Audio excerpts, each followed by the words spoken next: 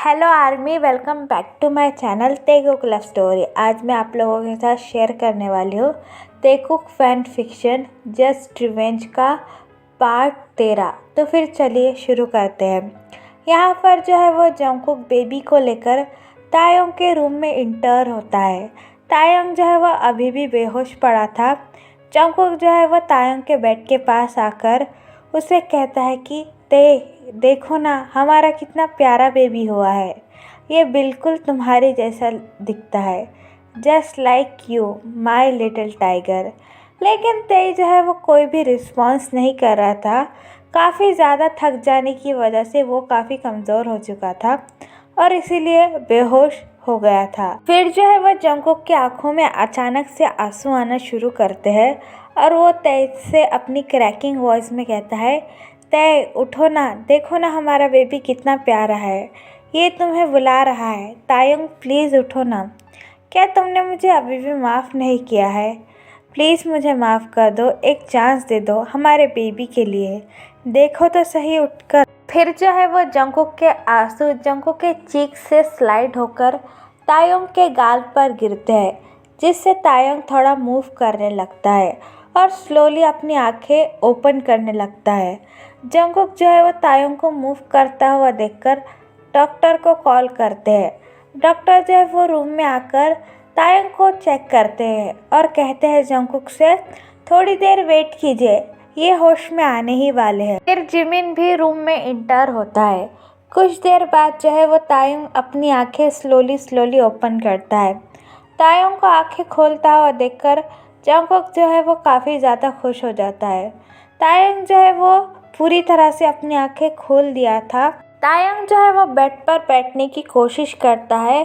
फिर जो है वो जिमिन उसकी फ़ौरन से हेल्प करता है, क्योंकि जो है वो जंगकुक के हाथों में बेबी था।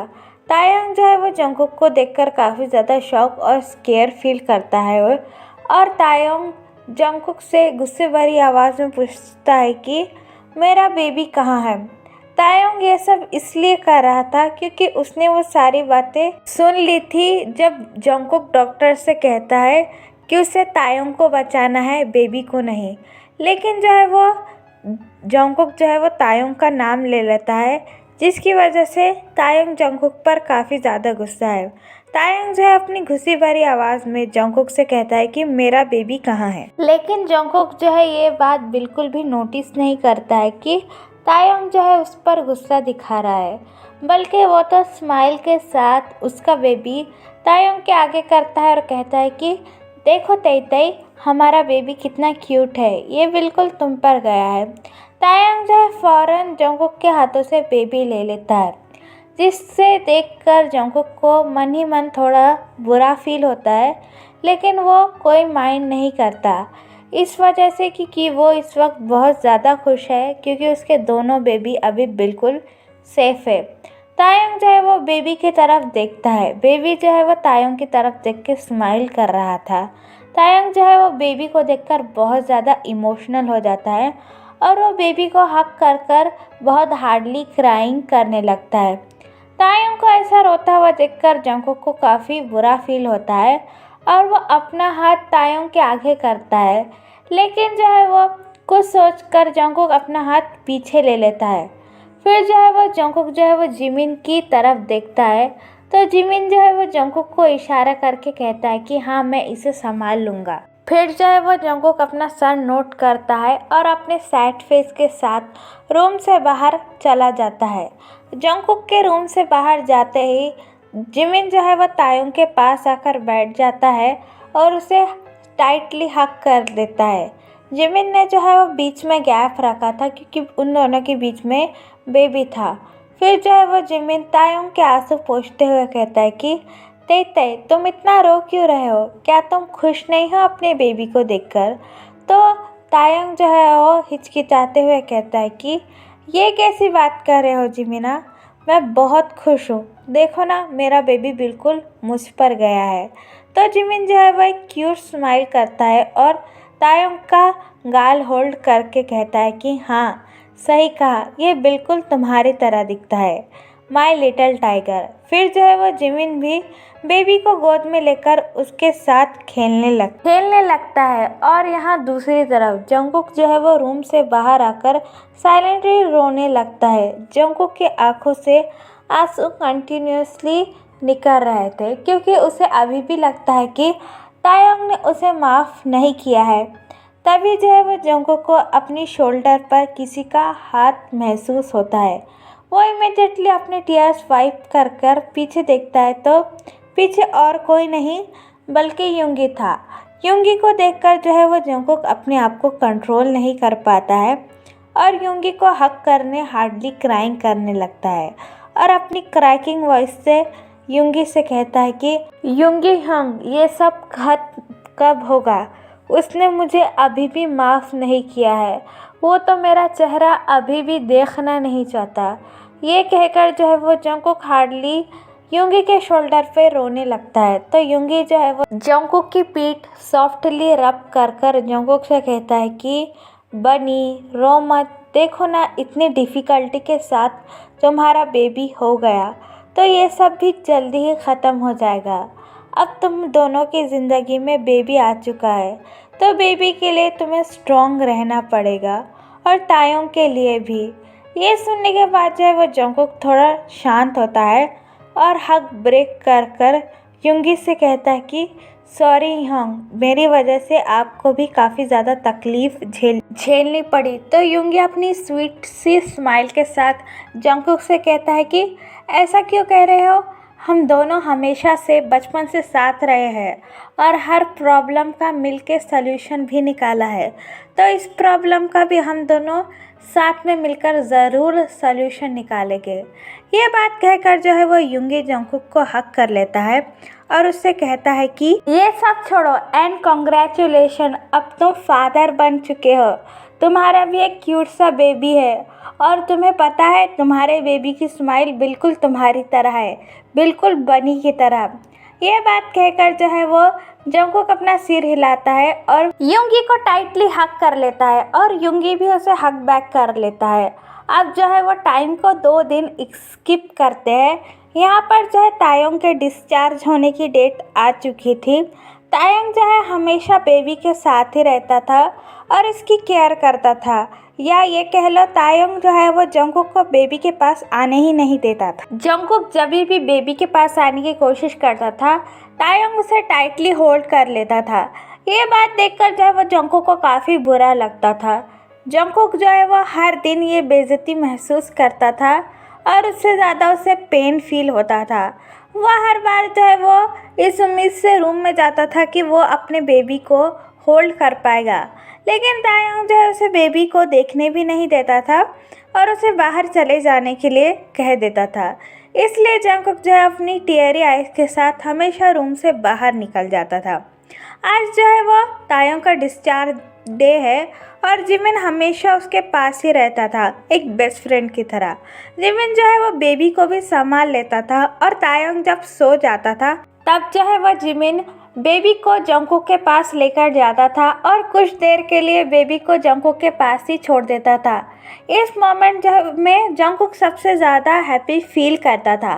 वो बेबी के साथ ढेर सारी बातें और खूब सारा टाइम स्पेंड करता और जब तायोंग जागने वाला होता तो बेबी को उसके पास रख देते। इस समय में युंगी भी हमेशा उन लोगों के साथ ही था।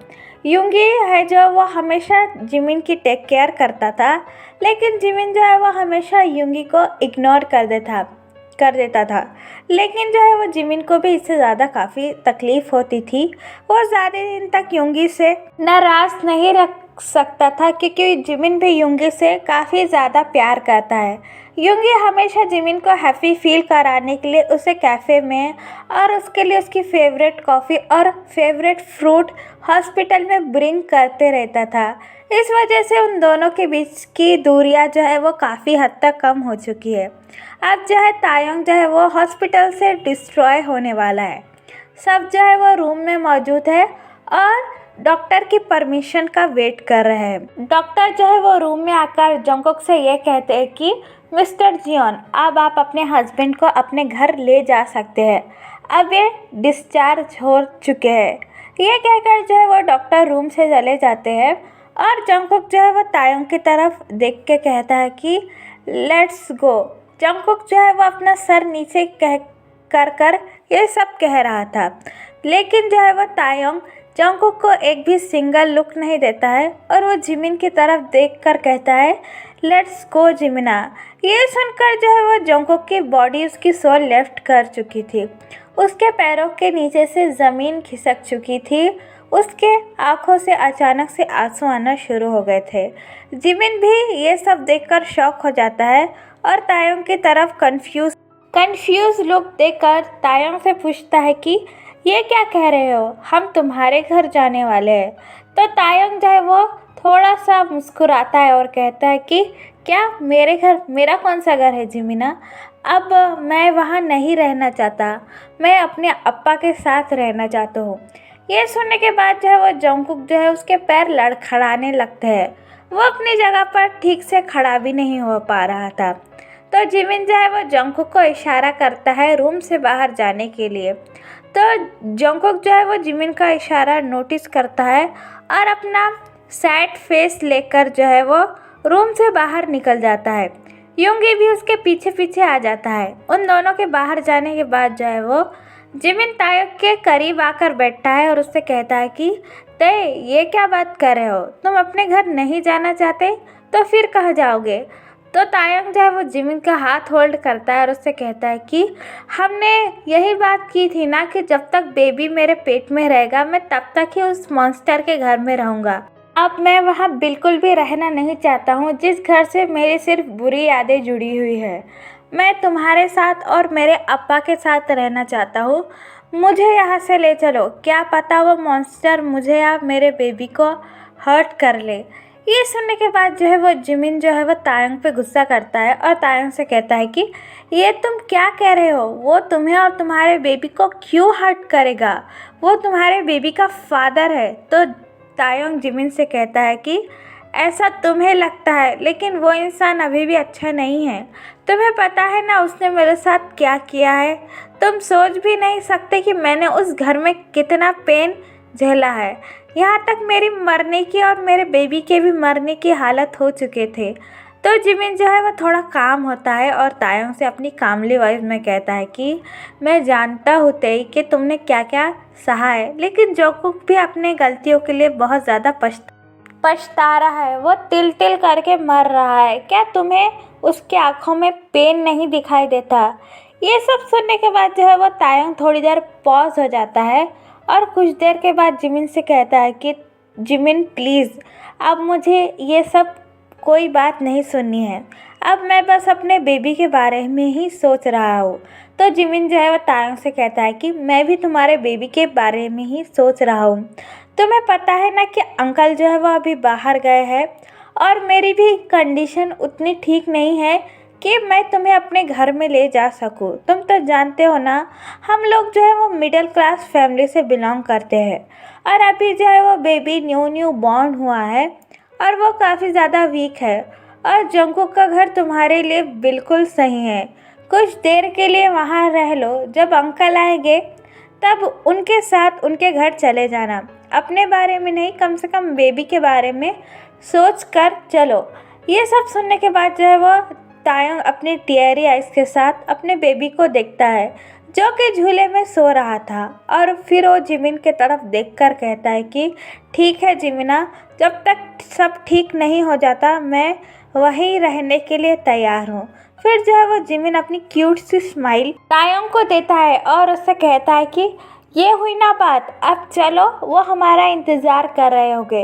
ये कहकर जो है वो तायोंग अपना सर नोट करता है और बेबी को अपने बाहों में पिक करके वो दोनों ही रूम से बाहर निकल जाते हैं। तो चलिए गाइस, इस पार्ट को मैं यहाँ ख़त्म करती हूँ और जो लोग प्लीज़ सब्सक्राइब कीजिए, आप सब्सक्राइब क्यों नहीं कर रहे हो। मेरे वीडियो पे व्यूज़ इतने ज़्यादा होते हैं लेकिन मैं अभी तक 2000 सब्सक्राइबर भी कंप्लीट नहीं कर पाई हूँ। प्लीज़ गाइस, मैं आप सभी लोगों के लिए वीडियो बड़ी मेहनत से बनाती हूँ, तो आप लोगों को भी रिस्पांस देना चाहिए। प्लीज़ मुझे कमेंट करके बताइए कि आपको ये पार्ट कैसा लगा और शायद मैं ये स्टोरी जल्दी ही ख़त्म कर दूँगी और किसी न्यू स्टोरी पर काम करूँगी। तो चलिए guys, bye bye, love you, bye, take care.